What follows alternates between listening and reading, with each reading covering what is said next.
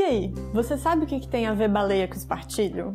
Barbatana de baleia. Barbatana de baleia. Você já parou pra pensar do que eram feitas as barbatanas de baleia? Se você já viu um espartilho, você sabe do que eu tô falando. São aquelas partes mais rígidas que dão estrutura pela qual os espartilhos são tão famosos. A gente chama de barbatana de baleia o material que vai dentro da canaleta do espartilho. E apesar de hoje a maioria ser de plástico, aqui a gente fala de coisas antigas, então vamos dar um pulo lá no século XVIII. Bom, a primeira coisa que as barbatanas não eram é isso. Apesar de hoje a gente usar a palavra nadadeira e barbatana como sinônimos, os espartilhos eram feitos com outra parte do animal. E essa confusão não é exclusiva da nossa língua.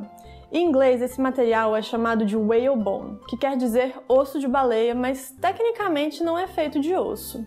Na verdade, esse material é composto de queratina, que é a mesma proteína que compõe os nossos cabelos e as nossas unhas. E no caso de algumas baleias, é extraído da boca. Agora, se você prestou atenção nas aulas de biologia da escola, você vai lembrar que as baleias são geralmente divididas em dois grandes grupos. O das baleias com dentes, como a cachalote e as orcas, e o das baleias com barbatanas, que também são chamados de barbas. Essas barbas são milhares de filamentos de queratina que crescem na boca do animal e funcionam como uma espécie de filtro para prender o krill, que é o principal alimento desse grupo de baleias, que inclui a baleia azul, a jubarte e a baleia franca, por exemplo. Lembrando que, como tudo que a gente aprendeu na escola, tem exceção. Voltando rapidinho para os espartilhos. A maioria dos pesquisadores acreditam que os primeiros espartilhos, lá no começo do século XVI, eram estruturados com um tipo bem fino de graveto, parecido com o nosso vime de fazer cesta, sabe? Porém, logo as pessoas começaram a usar essas barbas das baleias. Primeiro por já ser um produto da baleação, sim, esse é o nome que se dá à caça às baleias. E segundo, pela propriedade desse material em se moldar com o calor e a umidade e ser extremamente maleável, o que torna os espartilhos com ele muito mais confortáveis do que os espartilhos com gravetos. Lembrando que, além dos espartilhos, as barbas eram usadas na confecção de outros objetos, como chapéus, sombrinhas, chicotes e outras coisas. Mas aí você pensa, e como que a galera tirava esse trem da boca das baleias? Infelizmente, era com a caça. As baleias eram caçadas em alto mar, muitas vezes arrastadas por quilômetros até que o animal não aguentasse os ferimentos e morresse. Depois de extrair o óleo, as outras partes eram retiradas. E no caso das barbas, elas ainda eram lavadas e secadas ao sol antes de serem processadas para o comércio.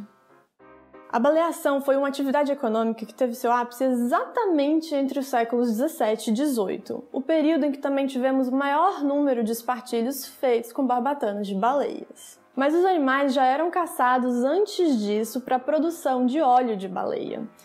Esse óleo era usado como combustível para iluminação, principalmente iluminação pública, como impermeabilizante de barcos e era usado também na produção de argamassa, velas e sabão. Ou seja, era um produto com alta demanda. Enquanto eu estava pesquisando, eu encontrei essa queixa que foi enviada à coroa pela representação dos oficiais da Câmara de São Paulo e que mostra que nem sempre o óleo era o principal motivo da caça. Pedimos providências para defender os moradores de alguma peste, derivada da maneira como o contratador das baleias, Tomés Gomes Moreira, manda matar aqueles cetáceos a fim de somente lhes extrair as barbatanas, deixando os corpos intactos espalhados pelas praias em grandes distâncias e aos rigores dos tempos, apodrecendo e exalando um cheiro nauseabundo. Isso não devia ser bom, né? Então, geralmente a baleia era processada em alto mar mesmo, como dá pra ver no filme que o Thor é um caçador de baleias e que, inclusive, é a história do mesmo barco baleeiro que inspirou o livro do Moby Dick.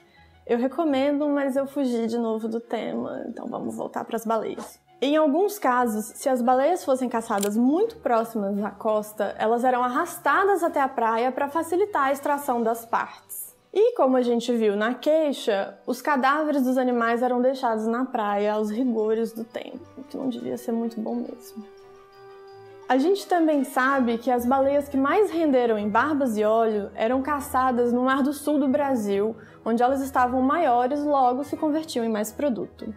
Isso também tem a ver com as rotas migratórias das diferentes espécies, mas essa aula de biologia eu faltei, então vou ficar devendo. O que a gente sabe é que a pesca do Recôncavo Baiano para cima era meh, e do Rio de Janeiro para baixo era joia. Bom, diferentemente do óleo, que ainda tinha movimentação no comércio interno da colônia, mais de 99% das barbas eram exportadas.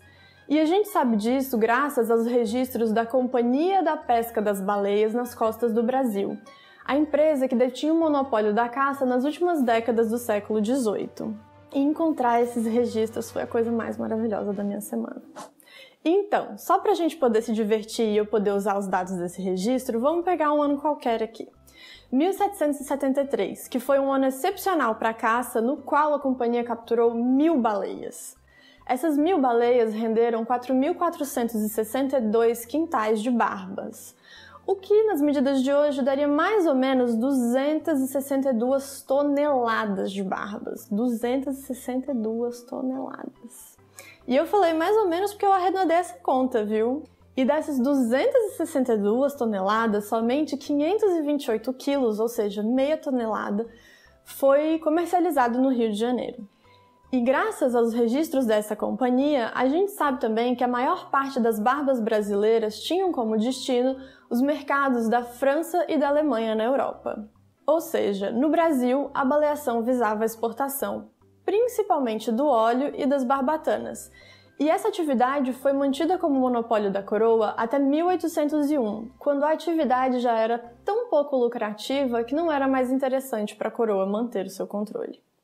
Com o declínio da baleação no início do século XIX, ou seja, quando literalmente as baleias estavam acabando, começaram a surgir novos materiais para as barbatanas dos espartilhos. Uma das principais novidades foram as hastes de metal, que eram fabricadas em aço sólido ou espiralado e que podem ser encontradas até hoje. Outra alternativa mais ousada foi o uso de raques de penas de aves, aquela parte durinha no meio da pena, sabe? Mas como a gente não tem muitos exemplos, eu acho que não teve muito sucesso. Mas, dentre essas novas opções, a que eu achei mais diferentona foi uma fibra chamada Ixtil, extraída de uma planta mexicana, uma espécie de suculenta, eu acho, porque botânica não é meu forte. Essa fibra é muito curiosa porque ela foi a grande aposta da Warner Bros., que produziu espartilhos de coraline no final do século XIX. Coraline era o nome dado para o material resultante do beneficiamento da fibra Ixtil. Ixtil. Ixtil. Ixtil. Por um processo que transformava as grossas folhas em fibras e que depois de tratadas e secas eram amarradas numa estrutura que parecia as barbatanas de baleia. O espartilho de coraline foi uma invenção do médico Lucien Warner, que depois de passar anos estudando os efeitos nocivos dos espartilhos com as rígidas barbatanas metálicas, resolveu desenvolver uma alternativa que desse a forma que as mulheres tanto desejavam, porém com a flexibilidade que só as barbatanas de baleia tinham. Isso porque, como eu já disse, as barbatanas de baleia se moldam ao corpo com o calor e a umidade, diferente do aço, por exemplo, que é um material de maior dureza e menor plasticidade.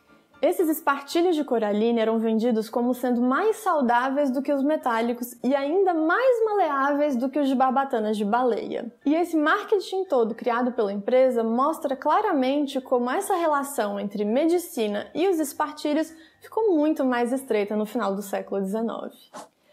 É claro que hoje, com a proibição da caça em quase todos os países, não se pode mais produzir barbatanas para os espartilhos a partir das nossas amiguinhas aquáticas.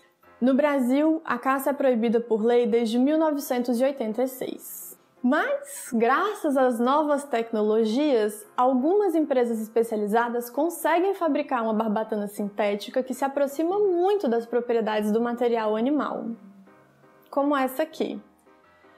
Ela é feita de um plástico que mimetiza as propriedades do original e possui um selo de aprovação para uso em museus, principalmente para trabalhos de conservação e restauro.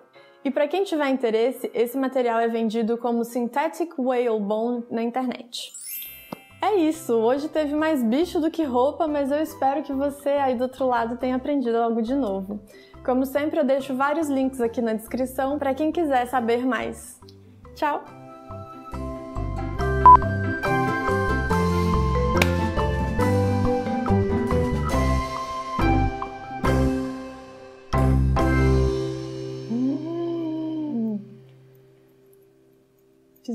Fiz merda. Eu não sei o que eu fiz.